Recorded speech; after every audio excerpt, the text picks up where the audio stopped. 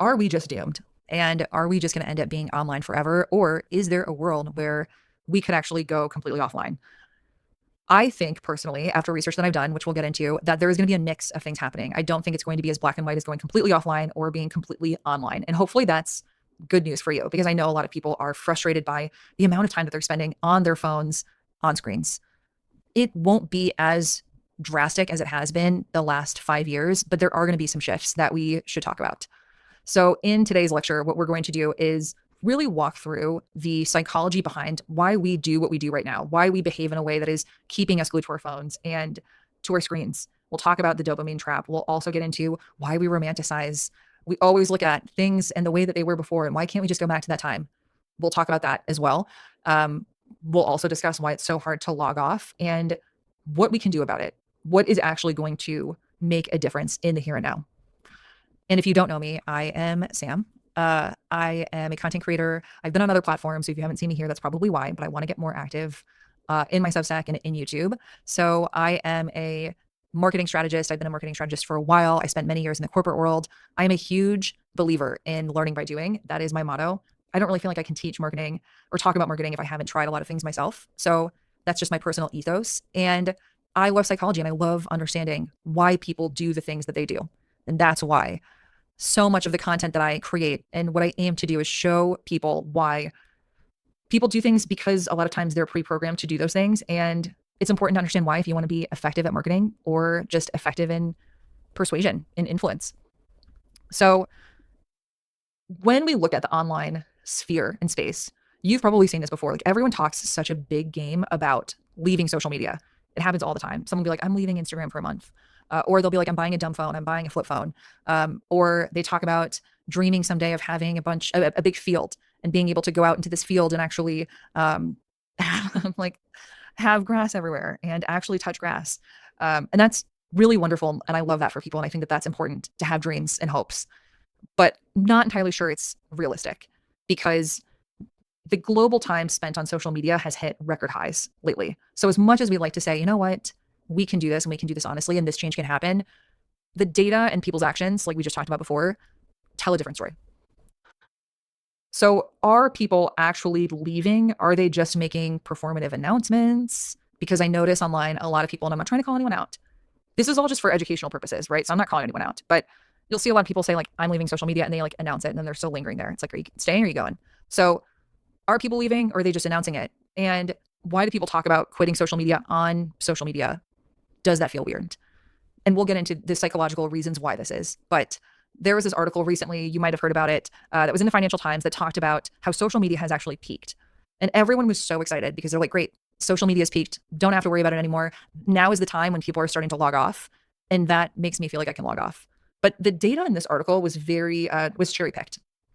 And some people called this journalist out for it because it gave people a false sense of hope. And I found this tweet that I thought was pretty showing, or it was pretty telling, excuse me, of what actually happened. So the data for the report was skewed and not really reported on entirely because, and this is an issue, people were asked about their time spent on social, and you can't ask people to self-report things because they're always going to do things that, or say things that make them look like they're in a good light, especially for something like this, right? So people already know that spending a lot of time on social media is kind of cringe. Like, if you were to think about it, like, oh wow, I spend 8 hours of my day doom scrolling. Like, that is not something that you hear from someone and you're like, wow, that's so cool. That's something that you're like, wow, like, sure, you want to do that? Like, maybe you should be doing something like a little bit different with your life. So it's not like a cool thing. So when someone is asked how much time they're spending on social media and they're self-reporting, the numbers are immediately going to be downplayed. And what was also not clear in the report was that, what are people deeming as social media? Are they thinking about social media as Instagram and TikTok? Or are they thinking about social media as like WhatsApp and Discord and other communities? So had this been reported on looking at all the facts, it probably likely that the information would show that we're still in peak social media, or people are still spending just as much time on social media as they were before, maybe even more. So just want to call that out there, because I know a lot of people were very excited to see that headline. And trust me, I was also hopeful, but the data's a little skewed. So I'm an annoying marketer, obviously, and we are trained to watch what people do and not what they say. So even if someone is saying that they're not spending a lot of time on social media, if I were to look at the full picture of them spending time, or like the full picture of them during the day and like how they spend their time, and if they're spending time on social media, what I would learn is that they're probably saying and doing two different things. But when we layer biology on top of this, their behaviors make perfect sense. Like everyone is doing things, like everything that's happening, the trends that we're seeing right now are purely indicative of our biological programming, because we're not trying to be intentional hypocrites. We're just animals following like how our brain operates at the end of the day. So understanding this piece of it is so key to grasping why we daydream about going offline, because it really is just a fantasy. And even though it is a fantasy, there are still ways that we can make ourselves feel better about it and create a better, more intentional life for ourselves. I'll say that. So there is hope, but everything that we're doing is to be expected based on history and our biology. So one thing that really gets people to use social media, and you could probably relate to this in your own usage.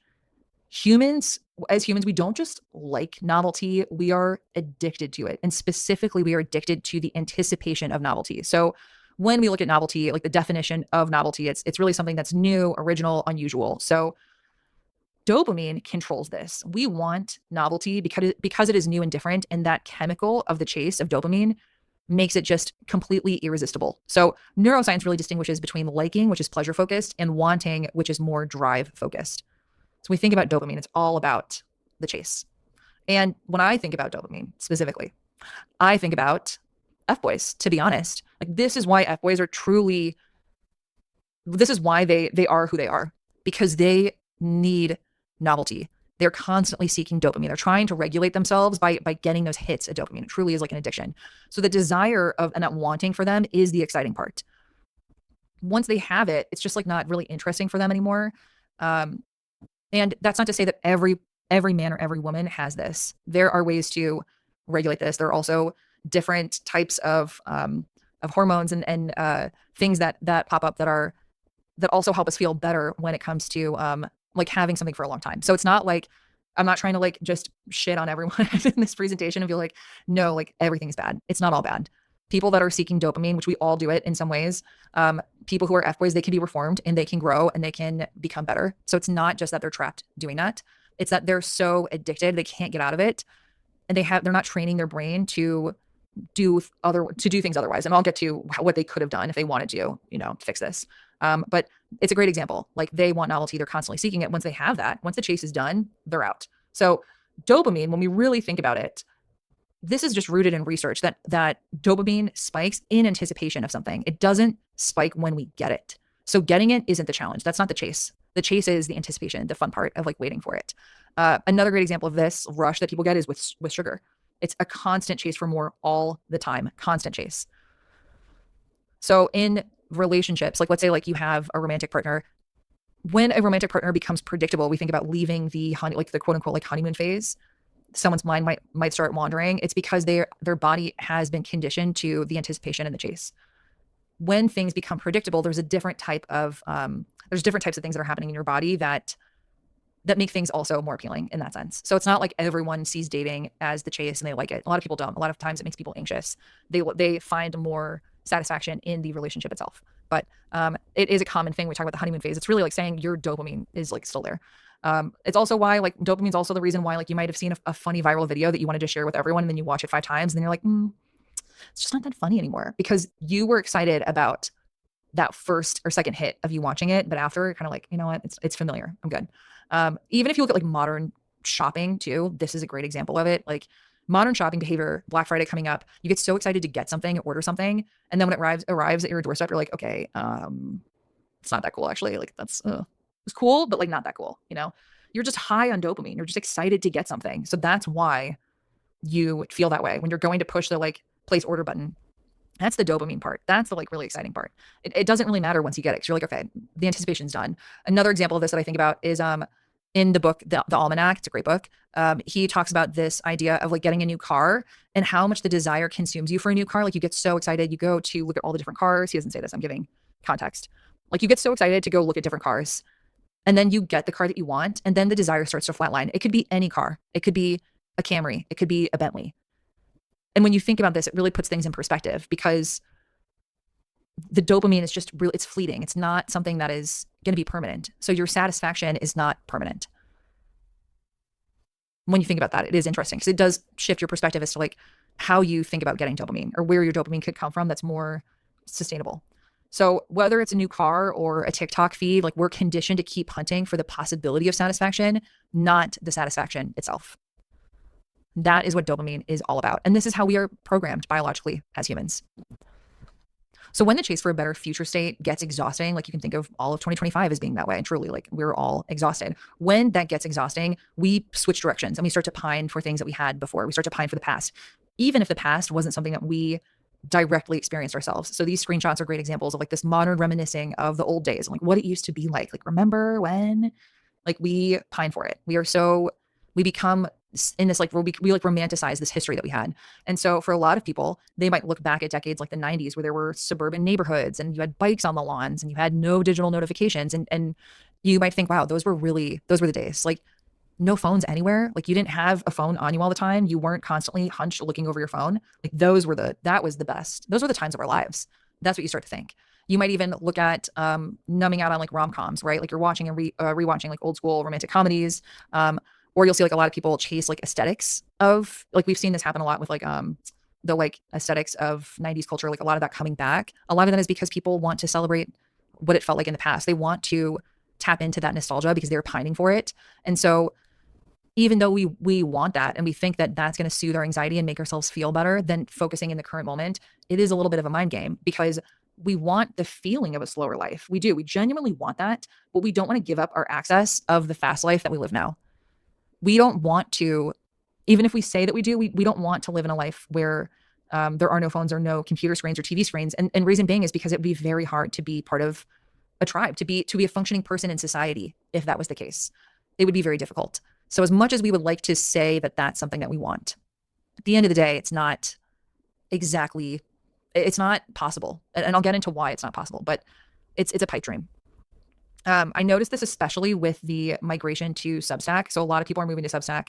And what's interesting to me about the shift to Substack from other platforms, or even not from other platforms, in addition to other platforms, is that people say that they're using Substack because they crave something that is slower. But Substack's homepage feed, like the notes feed, it still gives the same fast-paced social media dynamics. It's just on another platform. Like it really is Groundhog's Day. So I respect and love that people love using Substack. I think Substack is an amazing platform. But let's not fool ourselves. It is very much the same social media feed that is algorithmically based, especially when it comes to notes. It is not so much of an escape anymore from other social media platforms or how the dynamics on other social media platforms operate. Another example of this you'll see is like the resurgence of digital cameras. So Gen Z buys Canon PowerShots because they want the novelty of what it felt like. So it's not necessarily a rejection of digital life. It's more so they want to get their fresh hit of dopamine from an old format. It's just like a little quick vibe shift, but it's nothing more. Like it's fun, it's a novelty, it's tactile novelty, but it's not going to last. It's very fleeting and it's fun for the moment. So I'm not trying to, once again, like make you feel like you should be hopeless. That's absolutely not the way that I want you to feel. So it's just what I'm referring to with all of this is like a lot of these things are just human nature. We cannot go back to before times because the neural pathways that we've built are very much accustomed to digital. Now, if there was a mandate somehow that said, okay, no more screens, no more phones, and it was like illegal for you to have a phone, then sure, like that is possible. But the digital experience is permanently etched onto our brains. Like we are just constantly going to be operating in a digital world unless it's illegal to, like unless it's truly Hunger Games type stuff. Like this is the world that we're living in now is the world that we're going to be living in. So we want to, because we're all feeling this anxiety around living this kind of life, and it makes us uncomfortable because everyone is so glued to their phones all the time. Everyone is not paying attention to the world around them. And because we're status seeking monkeys, we really want to try and flip the script. We want to make ourselves feel special in a way that we just do things differently. Like I do things differently than other people. Like I'm not that kind of girl, you know? Like I don't do that. That's because we are status seeking. We naturally think of the world in that way.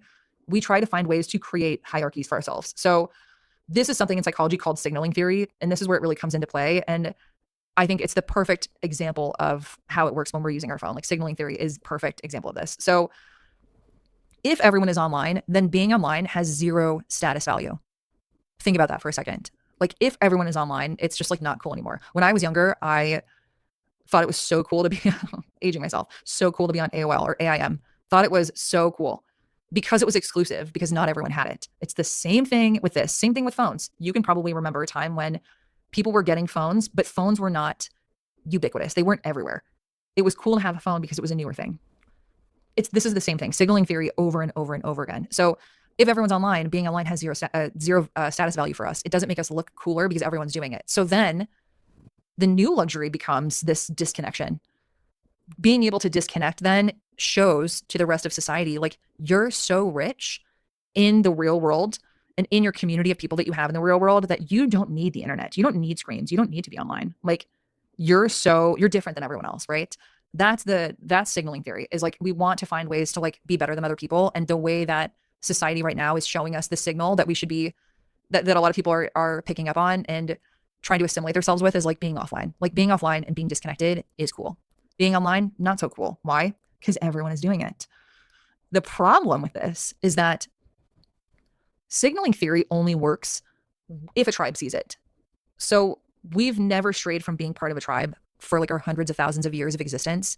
So it's like that term, if a tree falls in the forest, like, did it make a noise because no one heard it, kind of thing. That's what it reminds me of. It's like, if you were disconnected and your real world community is so rich with real life connections and people, does it matter if no one saw it? Does it matter if the tribe didn't see it?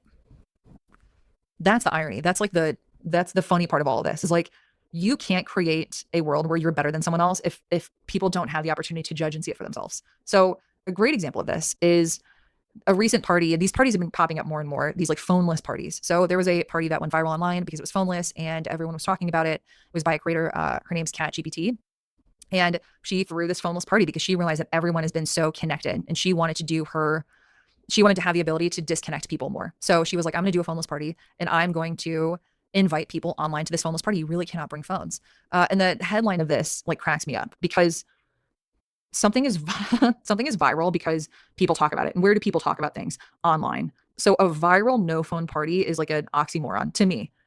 And also, to be fair, like, I think this is a great idea. So I'm not knocking it. We'll get into why this works later. But what ended up happening was like, people didn't just like attend and then disappear and not talk. They attended and then talked about it online. And they logged onto social to post the evidence of them going to this party so that everyone knew. Because once again, part of signaling theory is that everyone knows around you. So you have to post about it. And that's the funny part about all of this, is like, when we see people bragging online now that they like attended no phone gatherings, it's ironic because they are on their phones to post it.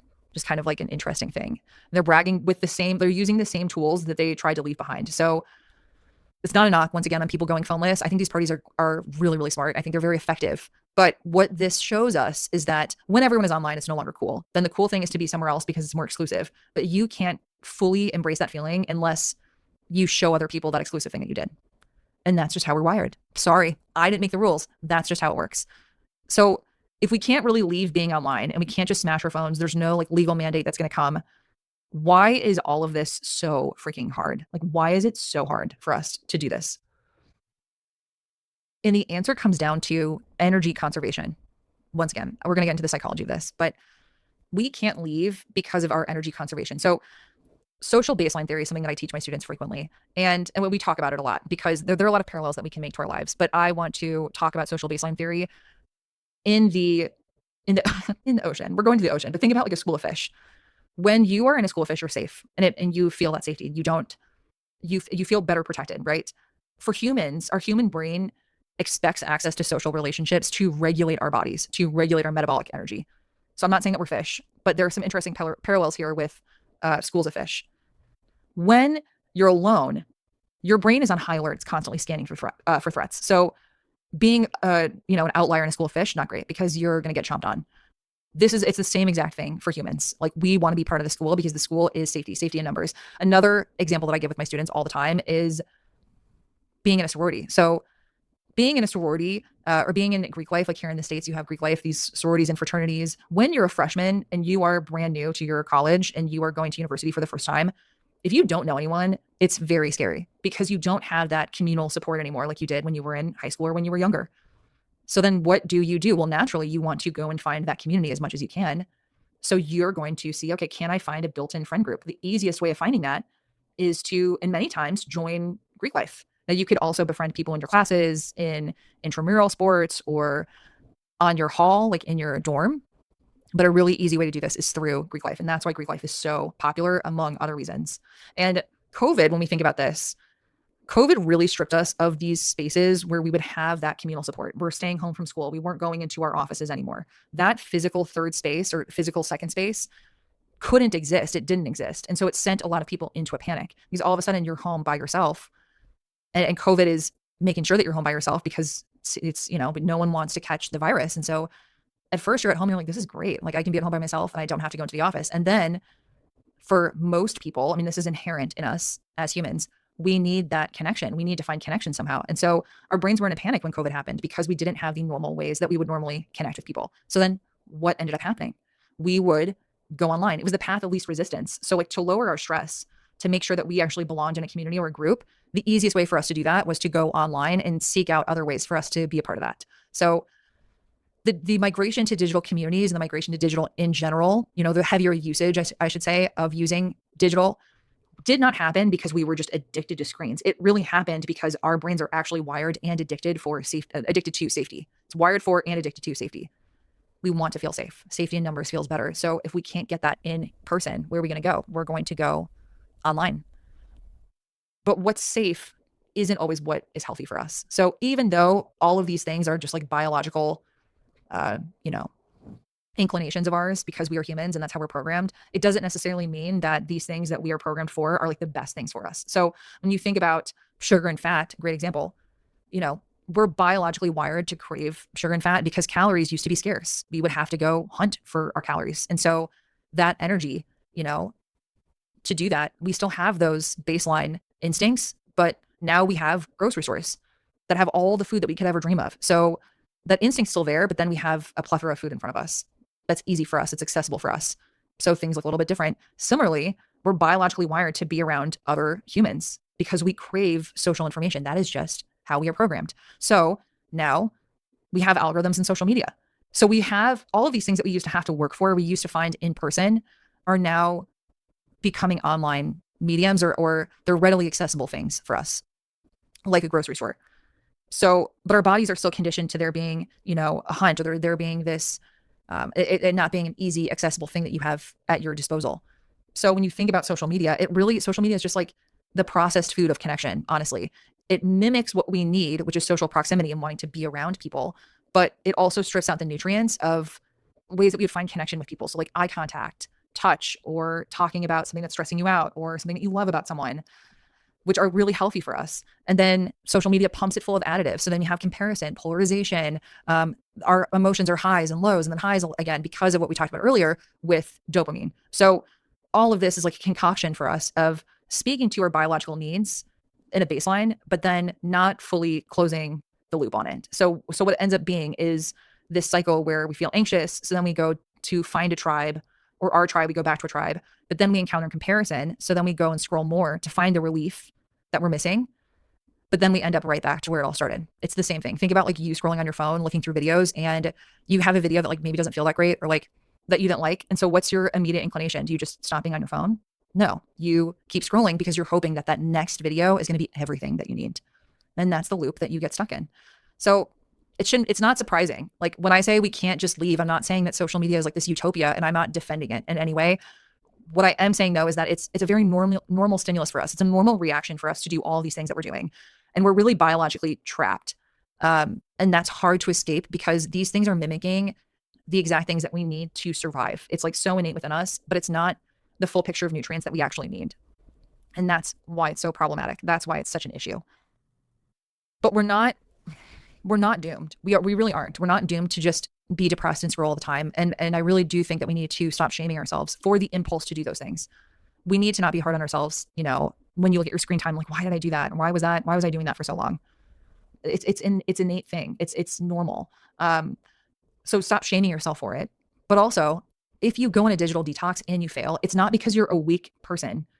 You're truly just fighting against millions of years of evolution. So it's not just like, wow, you can't figure this out. Like, no, you are just doing what your body is saying.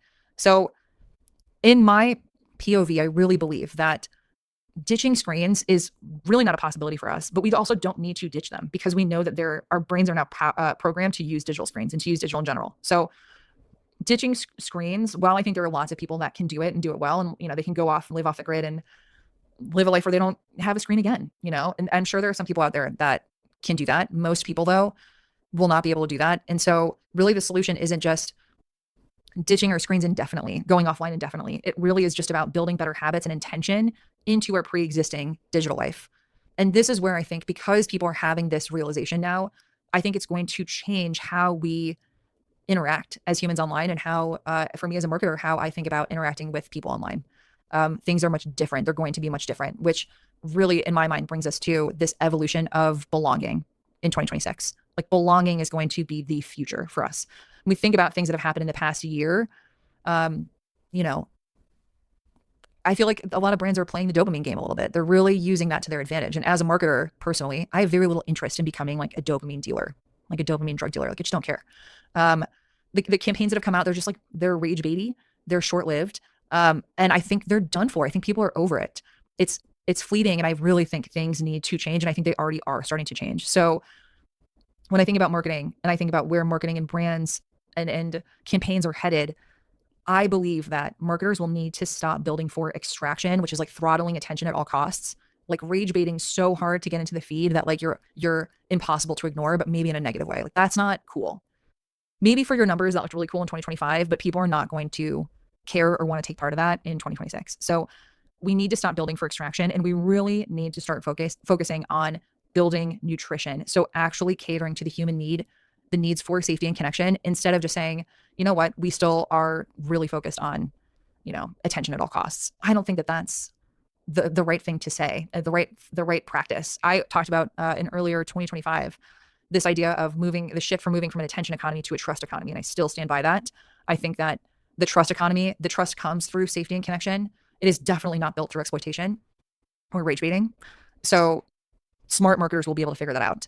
I personally also think of this as slow marketing, which I will talk about probably in more detail as time goes on. But in my mind, I'm calling it slow marketing, which is honoring balance and not exploiting addiction, but then also internally as marketer, being patient with getting numbers back, being patient with building a brand. It is not like the old school D2C years where we're just like hyped up to just get anyone to buy, like looking at conversion rates. Brand building is so important, and it's a lost art. And I think we're going to start to get back to that, because we've realized that the exploitation and extraction, it's not effective. It doesn't work, and people are tired. And I'm not saying as marketers we need to make this shift to get more people to buy. I think this is actually the right thing to do. I was never someone that was aligned to the extraction economy personally, because it feels really insincere and selfish. And I think where we're headed is a more selfless experience. So I took some time to think about, like, how could this actually come to life? Like, it sounds great in theory, but how could this actually happen? And I've landed on 3 steps. Okay. So the first step is about creating barriers. So keep in mind, I'm talking about, this is what the evolution of belonging is going to feel like.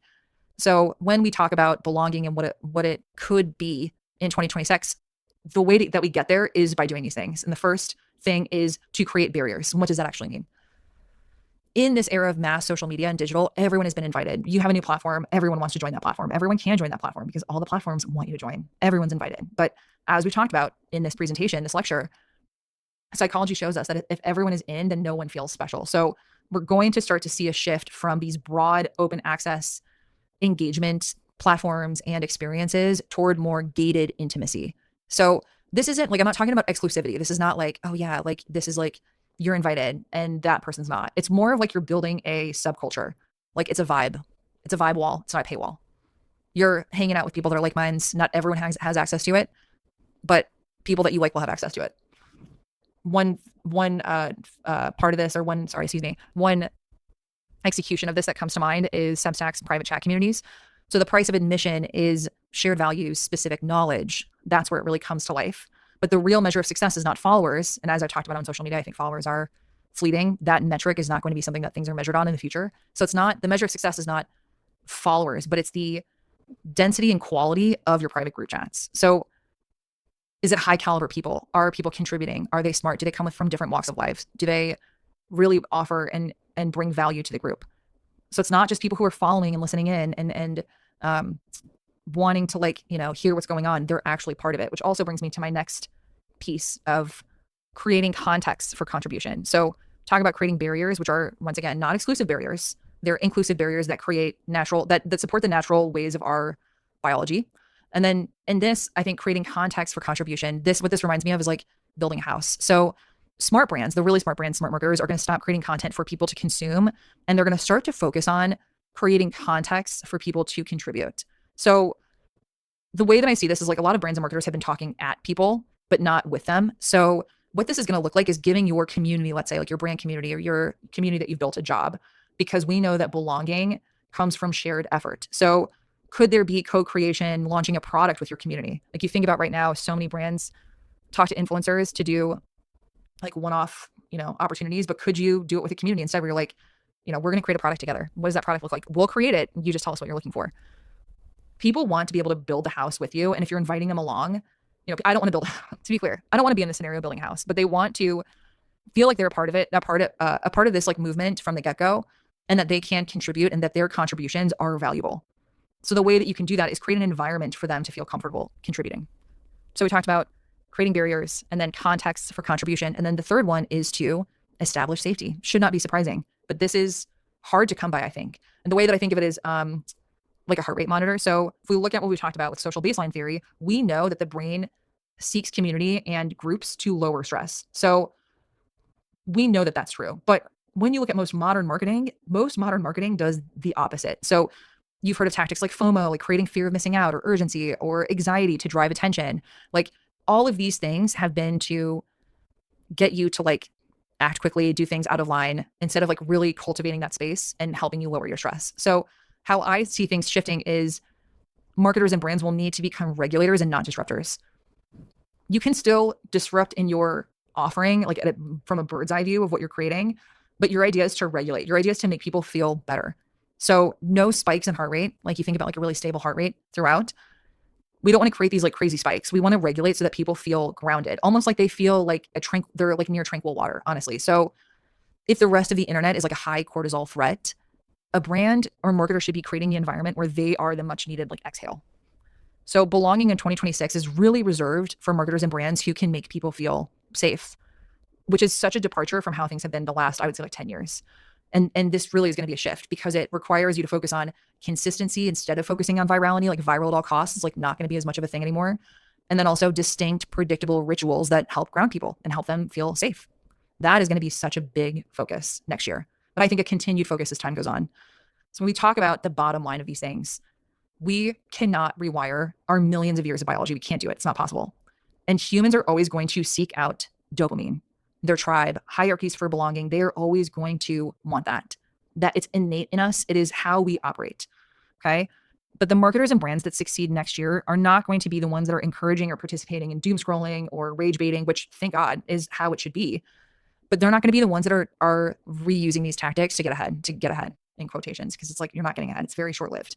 The brands that win, the ones that like are successful, I don't want to say win because it sounds once again competitive. The ones who succeed and are celebrated by their community are going to be the ones who can create space where people feel safe, inclusive. They are part of something, they can contribute, and that they feel calm.